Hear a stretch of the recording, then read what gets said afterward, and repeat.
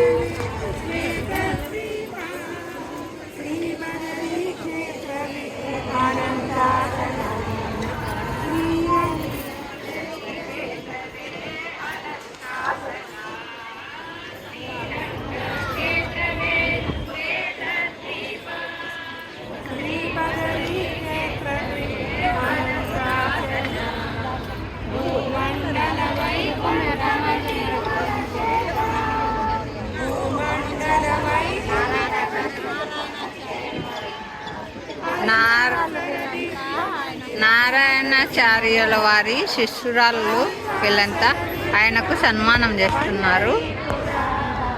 ఆయన దగ్గర వీళ్ళు గురువుగా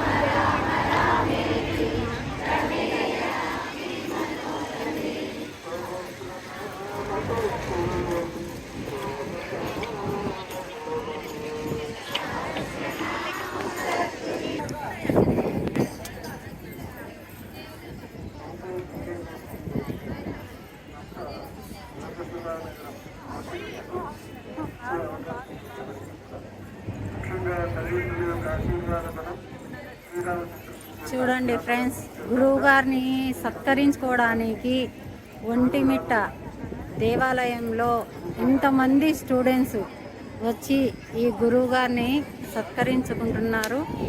వీళ్ళు ఎంత ధన్యులు, ఆయన ఎంత ఇది చూడండి.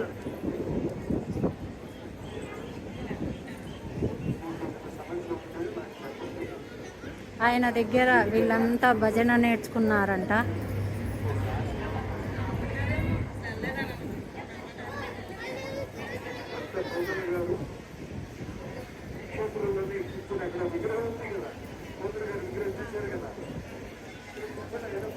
అసలు ఇట్లా చూస్తుంటే మాటలు రావటం లేదు. కన్నుల పండుగగా ఉంది. ఇంతమంది స్టూడెంట్స్ ఒకే చోట వచ్చి ఆయనను సత్కరించుకుంటున్నారంటే చిన్న విషయం ఏం కాదు. గ్రహణం ఒక్కొక్కసారి అరగంట, 30 గంట, గంట, 2 గంటలు అలా ఉంటుంది కదా. ఆ సమయంలో ఏం చేస్తారంటే వాళ్ళు స్నానం చేసి తడి బట్టలతో కూర్చొని ధ్యానంలో కూర్చుంటారు.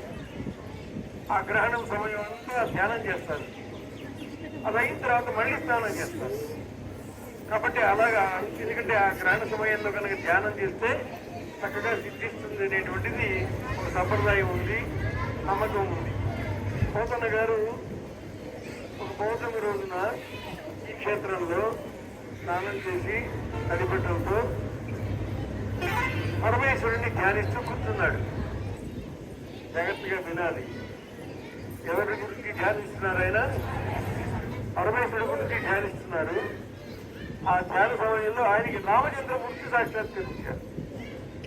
చేసింది ధ్యానమేమో పరమేశ్వరుడి గురించి, దర్శనమిచ్చింది రామచంద్రమూర్తి. ఇచ్చి దర్శనం ఇవ్వడమే కాదు, పోతన నీ యొక్క జీవితాన్ని సఫలం చేసుకోవడానికి నీకు మంచి అవకాశం. రామాయణాన్ని సంస్కృతంలో వాల్మీకి రచించారు కదా, దాన్ని తెలుగు చెయ్యి, నీ జీవితం సార్థకం అవుతుంది, నీకు మళ్ళీ మరు జన్మ లేదు అని చెప్పి స్వామి వాక్కు వినిపించింది. వెంటనే పోతన గారు ఆ గ్రంథాన్ని రచించడం ప్రారంభించారు. ఆ గ్రంథం రామచంద్రమూర్తికే అంకితం. ఆ రోజుల్లో రాజులకు గ్రంథాన్ని అంకితం ఇచ్చేటువంటి ఒక సంప్రదాయం ఉంది. ఆ కాలంలో ఉన్నటువంటి రాజుగారు కూడా, ఆ ప్రాంతం రాజు కూడా ఆ గ్రంథాన్ని తనకు గురువు గారు ఈ గుడి గురించి బలవంతం కాదు అంతా చెప్తున్నారు. నిర్బంధించాడు. చిచీరాలని ఇవ్వకపోతే గ్రామం నుండి వెలివేశాడు. ఏం జరిగినా, పిడుగులు పడ్డా, ప్రాణం పోయినా రామచంద్రమూర్తికి అంకితం ఇస్తానని సంకల్పించిన నేను మరెవరికి గ్రంథం అంకితం ఇవ్వడానికి అవకాశం లేదు అని ఆ మహాభక్తుడు రామచంద్రమూర్తికి అంకితం ఇచ్చినటువంటి చేస్తుంది. ఎందుచేతంటే పోతన గురించి, రాముని గురించి చెప్తున్నాడు. చిన్న విషయం కాదు. కానీ ఇటువంటి చక్రవర్తులకు చక్రవర్తి రామచంద్రమూర్తి కనుక ఆయనకు ఆ నమ్మకం. భక్త పోతన గారి గురించి మనం చెప్పడం కాదు, ఆయన బావగారు శ్రీనాథుల వారు ఏం చెప్పని చెప్తున్న పోతన గారు వచ్చే సాక్షాత్తు కలియుగా ప్రహ్లాదుడు అని చెప్పాడు. అంటే ఆనాడు కృతయుగంలో ప్రహ్లాదుడికి హరిపైన ఎంత భక్తి ఉండేదో అటువంటి భక్తి కలిగినటువంటి వాడు పోతన గారు. అందువల్లనే ఆయన ఆనందించాడు. ఎందుకంటే మహాభారతాన్ని, భాగవతాన్ని, మహాభారతాన్ని, మిగతావన్నీ కూడా రచించారు చాలా మంది.